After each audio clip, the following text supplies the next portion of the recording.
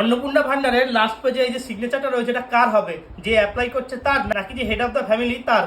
পুরো ফর্মটা first to last কিভাবে ফিল আপ করতে হবে সেটা আমি আগের ভিডিওতেই বলে দিয়েছি। তো সেই ভিডিওতে অনেকেই কমেন্ট করেছো যে এই সিগনেচারটা কার হবে। তো লাস্ট পেজে এই সিগনেচারটা কার হবে সেটাই আজকে বলবো তোমাদেরকে এই ভিডিওতে। আর ফর্মের সাথে কি কি ডকুমেন্টস দিতে হবে, কার কার ডকুমেন্টস দিতে হবে সেটাও বলবো এই ভিডিওতে। ভিডিওতে স্কিপ না করে ফার্স্ট টু লাস্ট দেখতে থাকো। ফর্মের শেষে এখানে সিগনেচার হবে, যে অ্যাপ্লাই করছে তার সিগনেচার হবে না, যে পরিবারের প্রধান অর্থাৎ হেড অফ দ্য ফ্যামিলি যার নাম দিয়েছো সেই এখানে সিগনেচার করবে।